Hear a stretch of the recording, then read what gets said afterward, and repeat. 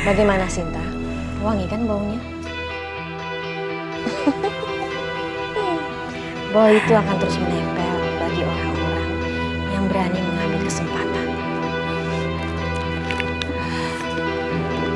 Mbak bener banget.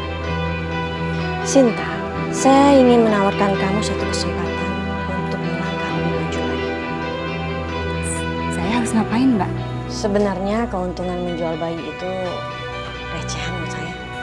Begini Sinta, puluhan bahkan ratusan rumah sakit di luar negeri membutuhkan organ tubuh manusia.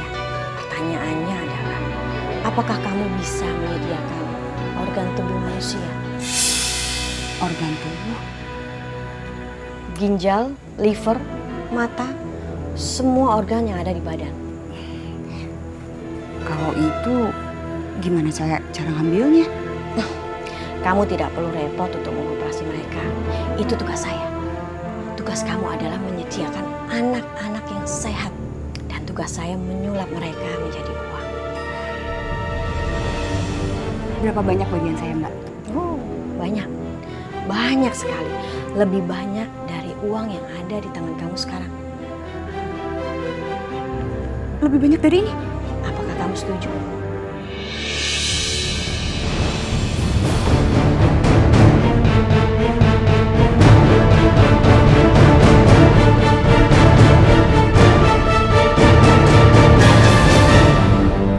Bos, dalam sehari ini kita udah berhasil menculik 10 bayi, bos. Kerja bagus. Kalau kita bisa kayak gini terus, kita bukan cuma jadi kaya, tapi kaya banget.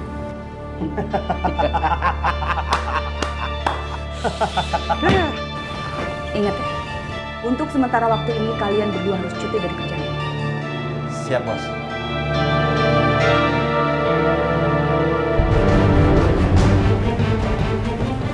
Nih, bagian kalian. Nanti kalau ada kerjaan lagi, gue hubungin. Siap, bos. Sekarang kalian berdua pergi, habisin tuh duit. Siap, bos. Terima kasih banyak.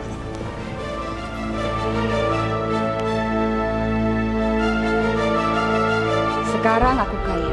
Dengan uang ini, aku akan beli mobil, rumah, dan semua perabotannya. Akan aku buktiin ke Mas Heru kalau aku bisa lebih sukses dari dia.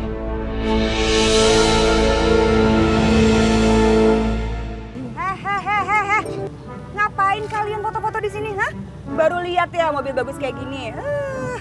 Bu Sinta kok bisa beli mobil baru, tapi rumahnya masih ngontrak ya? Mulutnya pada lemes ya. Mendingan kalian sekalian pergi aja. Atau enggak kalian mau jual rumah? Sini, sertifikatnya sini. Saya beli. Dasar orang kaya baru, tapi lagunya sombong. Banyak halnya tuh. Gak tahu itu halal apa enggak. Mau halal mau enggak bukan urusan kalian ya. Sombong itu hobi gue. Ngapain sih masih ada di sini? Sana, pergi. Sombong. Sinta, kamu kenapa sih?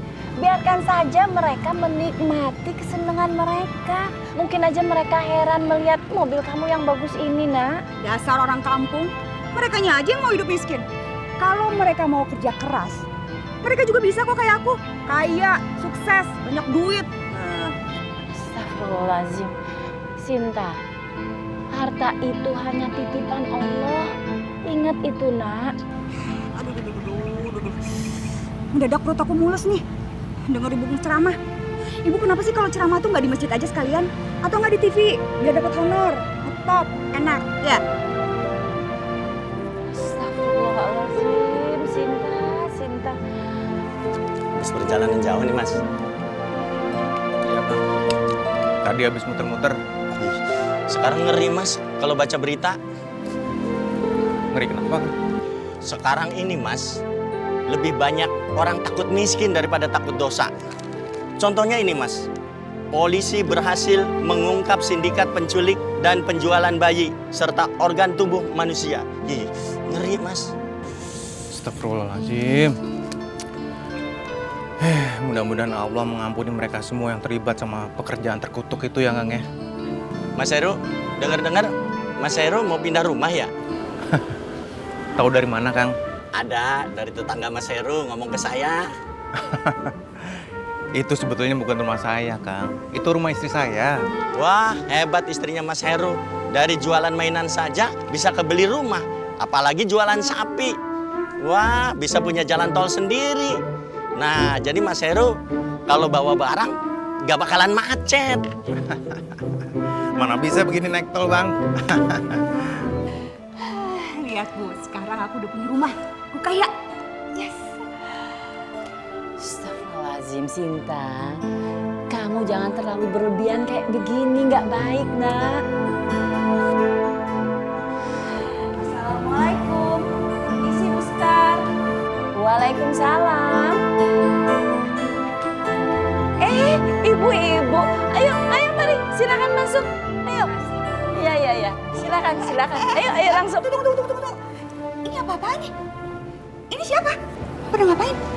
Kami diundang oleh Ibu Sekar untuk selamatan di rumah baru Bu Sinta. Betul, Bu.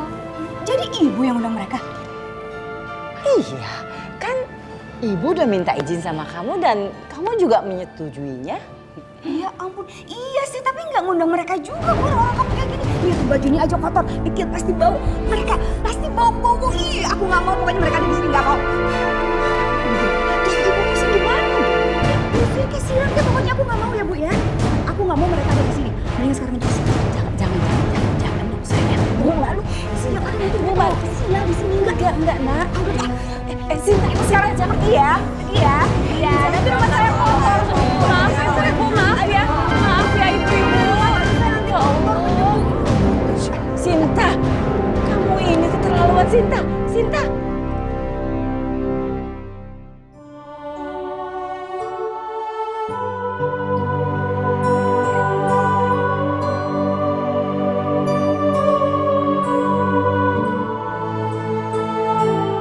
Kalian ini kenapa sih? Kok pada nggak mau makan? Udah capek-capek juga aku beliin makanan mahal. Kalian malah pada nggak mau makan. Gadis masuk balik, Bunda. Gadis, kamu kalau masih sakit perutnya, kamu di kamar aja ya. Nanti ayah nyusul. Ya, sayang ya.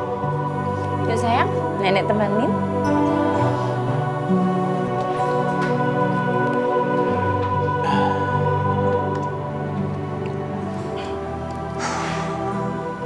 Kamu iri kan Mas sama aku?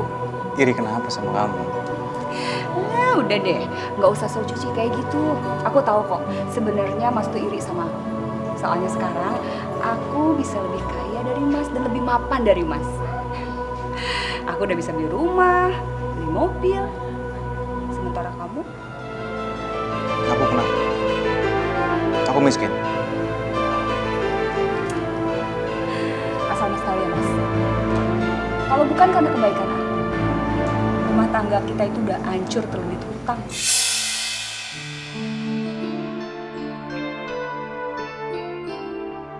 Hutang.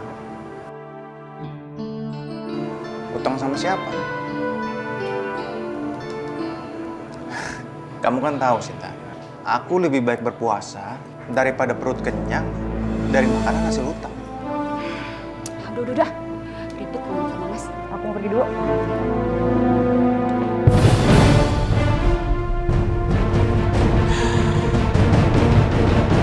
Bu Sinta, tolong Bu Sinta, tolong Bu. Apaan sih bikin kaget aja? Si Kusno Bu, anaknya Pak Dikun, kakinya berdarah Bu, kena rantai motor. Terus apa urusannya sama saya? Minta tolong Bu, anterin dia ke rumah sakit Bu. Gak ada. Nanti yang ada mobil saya bawa amis lagi. Terus gimana kita nganterin dia ke rumah sakitnya Bu? Urusan kalian, bodo amat ah.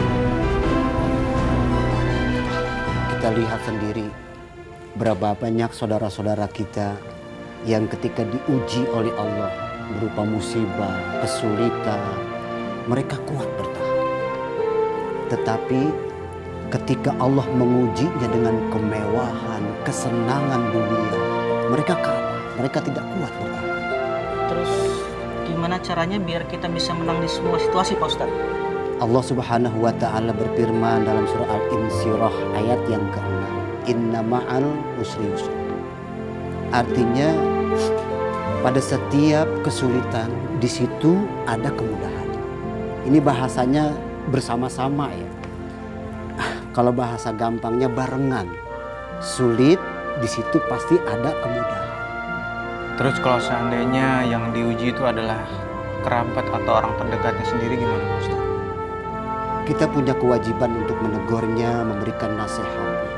Tetapi diterima atau tidak diterima hidayah dari Allah itu kepada orang yang bersangkutan, itu di luar wewenang kita.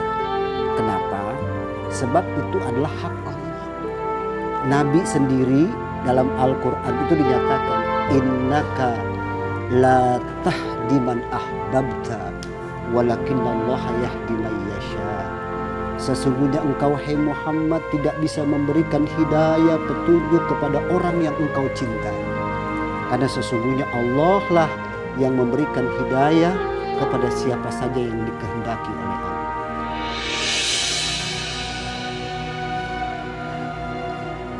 Ya Allah ya Rabb, Engkau lah Maha Pemilik adat di langit dan di bumi ya Allah.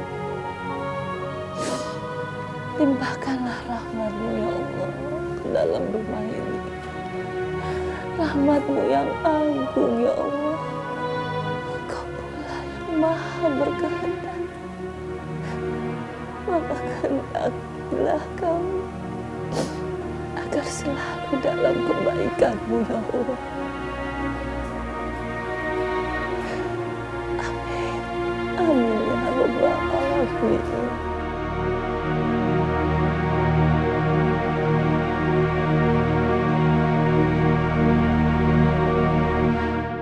Sinta, Halo Mbak Lucy, gimana? Ada pesanan?